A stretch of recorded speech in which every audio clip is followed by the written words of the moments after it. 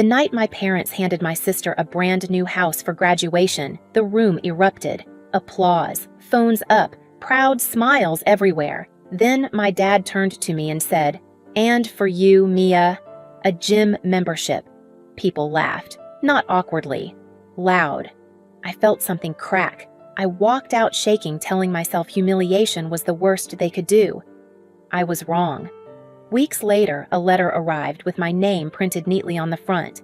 Inside was proof that my family hadn't just embarrassed me. They had crossed a line that could ruin my life. And that house. It was only the beginning of everything else. My name is Mia. I'm in my early 30s, and I work a steady office job that pays the bills and keeps my life predictable. I live alone in a small apartment in a big city. Nothing fancy, just clean counters, quiet nights, and space that's mine. I've always liked it that way. From the outside, my family looked perfect. Holiday photos on the wall, big dinners, loud laughter, the kind of family people assume is close. But inside that house, there was a clear order, and I learned it early. Barbara, my older sister, was the golden one.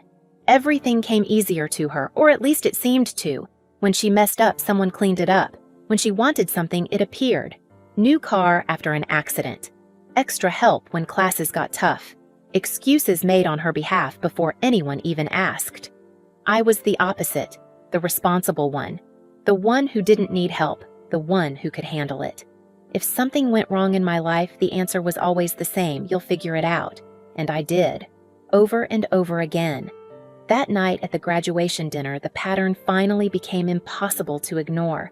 The house they gave Barbara was worth around $120,000. Everyone knew it. They didn't whisper it. They announced it like a trophy. Barbara played surprised, but her smile gave her away. She'd known. She always knew. When my gift came out, it was small enough to fit in one hand. A gym membership. My mother said it was practical. My father joked about staying healthy. A few relatives laughed like they were relieved it wasn't happening to them. I remember looking down at the table, tracing a scratch in the wood with my finger trying to breathe normally. I wasn't angry yet. I was embarrassed. Shrunk. Like I'd just been reminded of my place. Barbara leaned over and whispered something about how I could upgrade myself if I tried harder. I didn't answer. I didn't trust my voice. That was the moment I understood something important. This wasn't thoughtless. It wasn't a mistake. It was deliberate. And if I stayed, I'd spend the rest of my life being grateful for scraps. I didn't make a speech when I left that night. I didn't flip a table or shout across the room. I just stood up, picked up my coat, and said I'm heading out. My mother frowned like I'd embarrassed her. My father barely looked up. Barbara smirked, already distracted by the attention around her. The cold air outside hit my face, and I kept walking until my hands stopped shaking. I sat in my car for a long time, staring at the steering wheel, replaying every laugh in my head. That was when I decided I was done pretending this was normal. Within a week, I found my apartment, small, quiet, and mine. I moved without asking for help. I didn't tell my parents where I was going. I didn't make announcements. I just left. For the first few days, the silence felt strange. Then it felt peaceful. Barbara broke it first. She called, her voice light and teasing. "So, how's the place, cozy?" I didn't answer. She texted later, a photo of her living room, hardwood floors, big windows, a caption that said, "Still can't believe it's mine." I muted the thread. My parents tried next. My mother left voicemails asking if I was done being dramatic. My father texted once, "Call when you cool off." I didn't respond. Every message felt less like concern and more like irritation that I wasn't playing my role. A month passed. I settled into a routine. Work during the day, simple dinners at night. I bought a cheap plant for the window and watched it grow. It felt like proof that something in my life was finally moving forward instead of sideways. Then, late one evening, my phone rang. Barbara's name lit up the screen.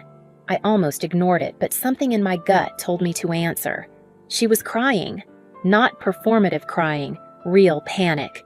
Between gasps, she told me she'd made a mistake, a stupid one. She'd gone to a casino on a trip with friends. She thought she could double some money. She kept betting. She didn't stop. She lost the house. I sat on the edge of my bed listening. I didn't interrupt. I didn't comfort her either. When she finished, there was a long pause. She finally said, "Mom and Dad are freaking out." Of course they were. The call started the next morning. My parents urgent now, softer. They said things like family helps family and this isn't the time to hold grudges.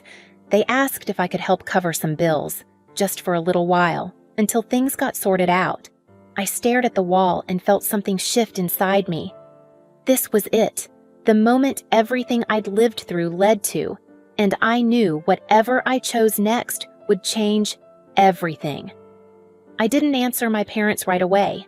I needed time to think not about money, but about patterns, about how quickly the tone had changed. A month earlier, I was dramatic. Now, I was needed. Barbara showed up at my apartment 2 days later. I hadn't given her the address. That alone should have warned me. She stood in the hallway looking smaller than I remembered, her confidence replaced with desperation. Her clothes were wrinkled, her eyes red, her voice unsteady. "I just need somewhere to crash," she said. "Just for a night." I let her sit on the couch. I didn't offer food. I didn't hug her. I listened. She talked in circles, about bad luck, about pressure, about how none of this would have happened if our parents hadn't pushed her so hard. Not once did she say I messed up. She stayed the night, then another. She started treating my apartment like a temporary inconvenience she'd soon escape.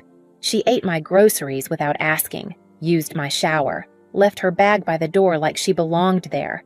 When I told her she couldn't stay anymore, her face changed. The panic turned sharp. "What am I supposed to do?" she snapped. "Sleep in my car." I didn't raise my voice. "You need to figure something out." She left that night, slamming the door hard enough to rattle the frame. The next morning, my mother called crying. She said Barbara was suffering, that I was being cruel. My father followed with a text reminding me how much they'd done for me growing up, as if support was a loan I'd unknowingly signed for. Then things got strange. Small things in my apartment started going missing. Food I knew I hadn't eaten. A blanket folded differently than I'd left it. At first, I blamed myself. Stress messes with memory. One night, I noticed the window in my laundry nook wasn't fully locked. I never opened that window. I set up my phone to record before going to bed. The footage made my stomach drop. At 2 in the morning, the window slid open. Barbara climbed in quietly like she'd done it before. She went straight to the kitchen, ate standing up, then curled up on the floor with one of my blankets and fell asleep. I confronted her the next day. She denied it until I showed her the video. Then she broke down. She said she was ashamed, that she didn't want our parents to see how bad things were, that she thought I wouldn't notice. I gave her 1 hour to leave and told her not to come back. That's when my parents stopped asking. They started accusing. They told relatives I was heartless, that I'd abandoned my sister when she needed me most, that I was cold, ungrateful. Only one person pushed back.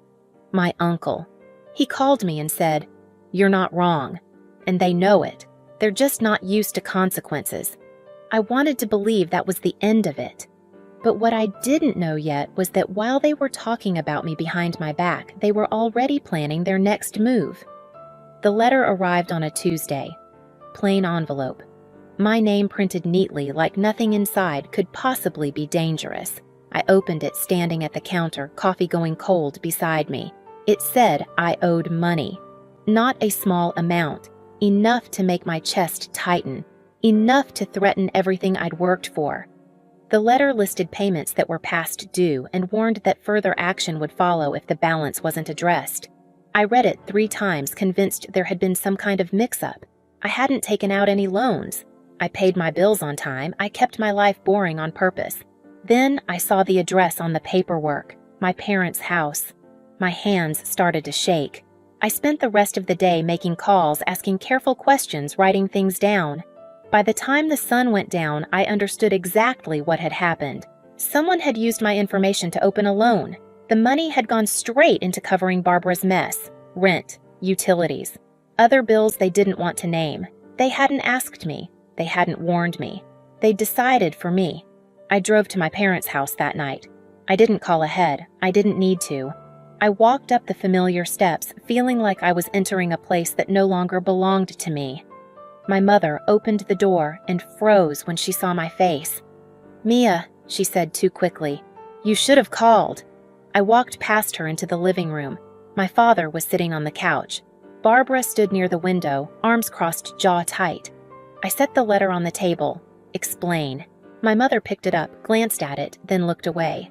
We were going to tell you. When I asked, my voice was steady, which surprised me. My father sighed like I was exhausting him. Things got out of hand. We needed time. You used my name, I said. My credit. My future. Barbara scoffed. You're overreacting. It's temporary. I turned to her. You don't get to decide that. My mother stepped between us, palms up. You know how desperate she was. What were we supposed to do? Let her end up on the street? I laughed once. Short, sharp.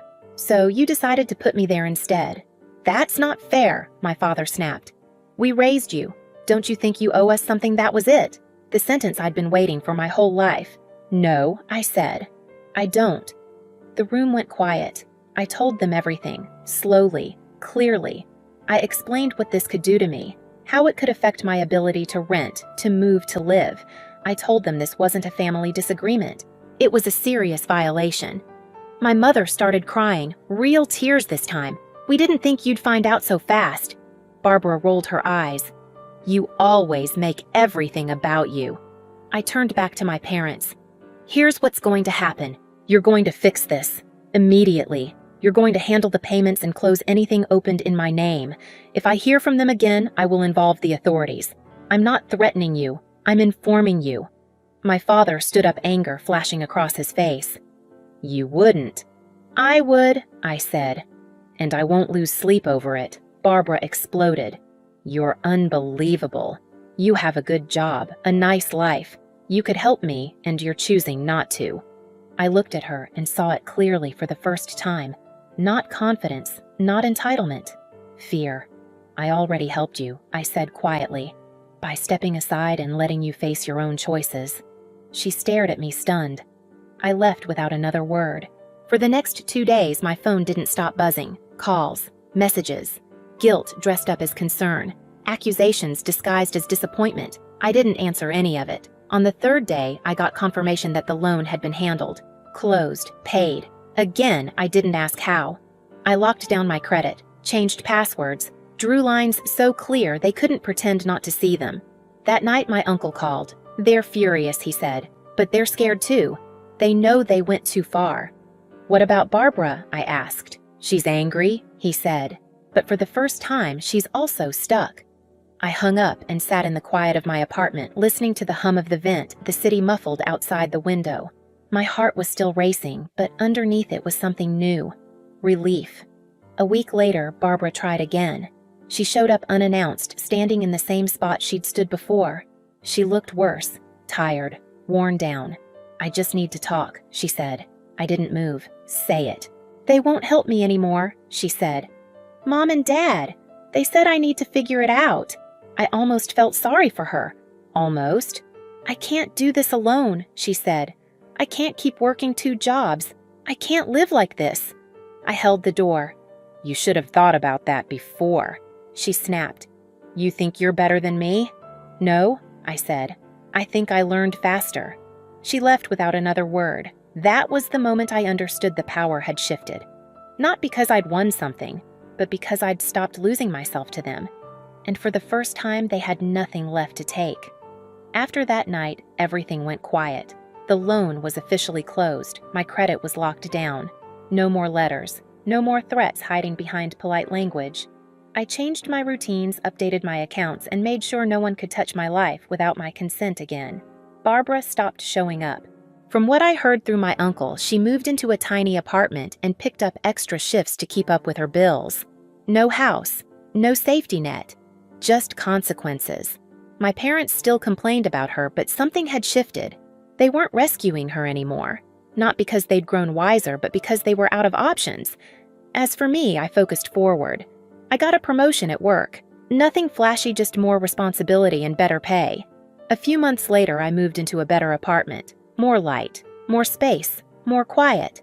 I bought a second plant for the window and watched both of them thrive. My parents tried reaching out once, testing the waters with small, careful messages. I didn't respond. Silence felt healthier than any conversation we'd ever had. I wasn't angry anymore. I wasn't waiting for apologies or closure. I didn't need to prove anything. Walking away hadn't ruined my family like they warned me it would. It saved me. I learned that love without limits isn't love, it's permission to be used. Walking away didn't make me heartless, it made me free. If you've ever had to protect yourself from the people who should have protected you, you're not alone. Share your story in the comments and subscribe so you don't miss the next one.